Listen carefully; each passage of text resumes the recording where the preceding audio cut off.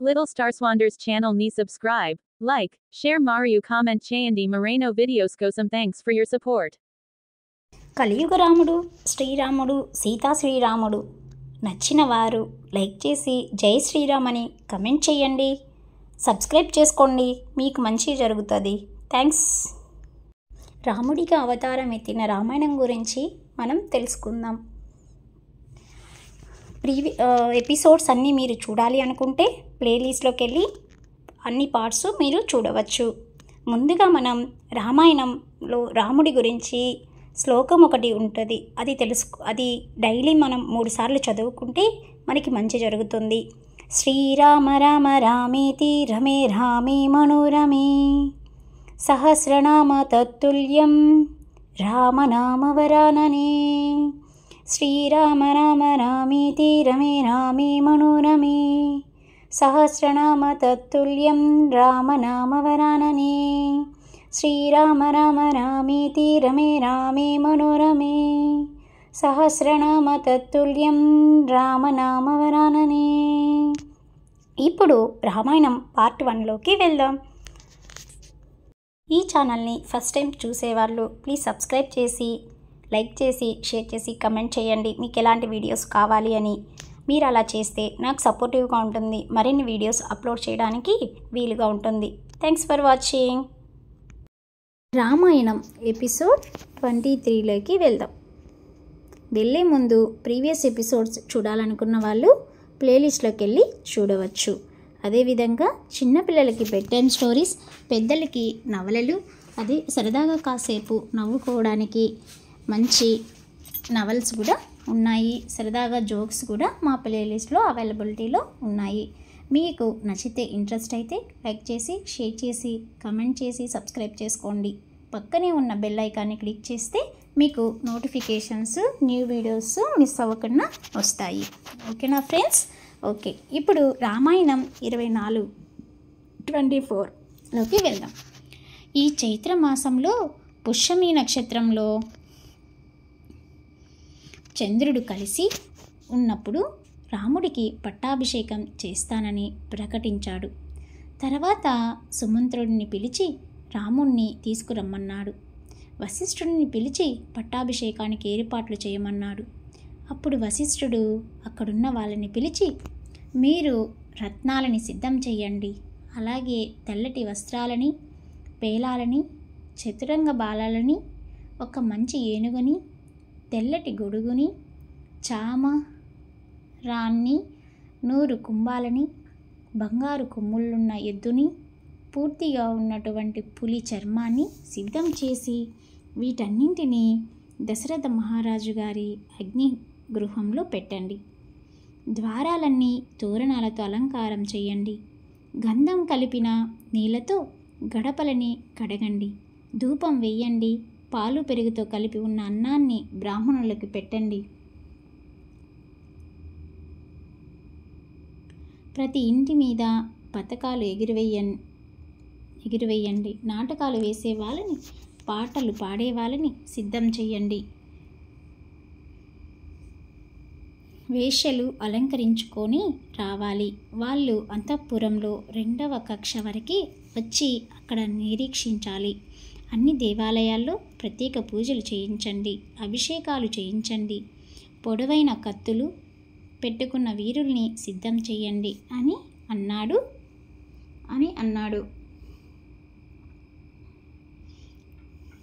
సుమంత్రుడు రామచంద్రమూర్తిని ఆ సభకి తీసుకువచ్చాడు.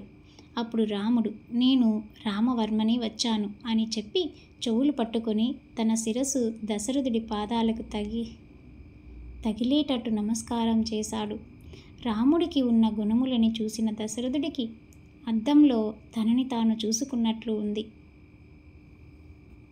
అప్పుడు దశరథుడు, రామా, నా యొక్క శీలమును తెలుసుకున్న, గొప్ప ధర్మము కలిగిన, నిరంతరము నన్ను అనువర్తించేది అయిన నా పెద్ద భార్య కౌసల్య కుమారుడివి కనుక, అలాగే నీకు గొప్ప గుణములు ఉన్నాయి కనుక నీకు పట్టాభిషేకం చేద్దామని అనుకుంటున్నాను.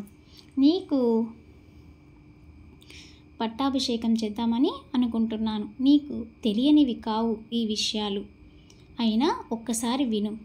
నువ్వు రాజు అయ్యాక 2 వ్యసనాలు వస్తాయి. అవి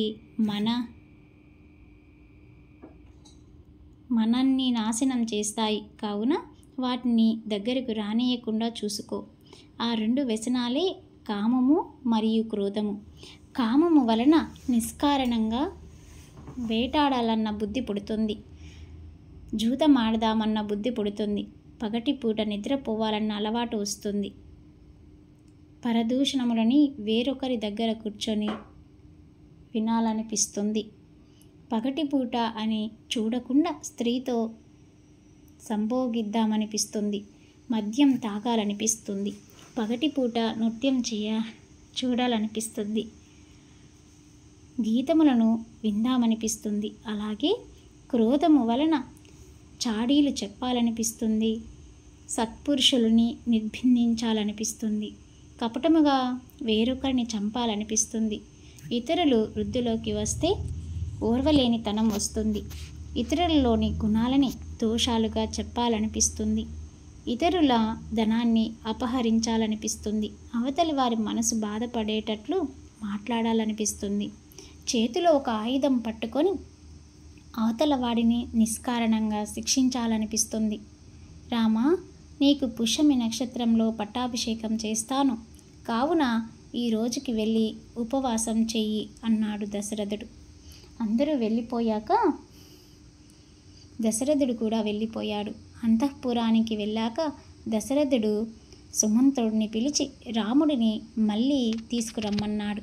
రాముడు వచ్చాక దశరథుడు ఇలా అన్నాడు: నేను జీవితంలో అనుభవించని సుఖం లేదు.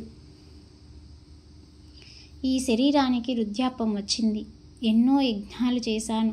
పితృరుణం, దేవతా రుణం, ఋషి రుణం, ఇలా అన్ని రుణాలు తీర్చుకున్నాను.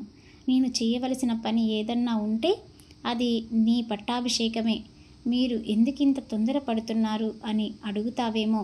నాకు పీడకలలు వస్తున్నాయి, ఉల్కలు పడుతున్నాయి. ఈ శరీరం పడిపోతుందని నేను బెంగపడడం లేదు. ప్రజలు దిక్కులేని వారు కాకూడదు. అందుకని నీకు తొందరగా పట్టాభిషేకం చేసేస్తాను. నీకు పట్టాభిషేకం చేయాలని ఒక ఆలోచన వచ్చింది. ఈ ఆలోచన మారిపోకముందే చేసేయని. భరతుడు చాలా మంచివాడు. ఇప్పుడు తన మేనమామ అయిన యుధాజిత్ దగ్గర ఉన్నాడు.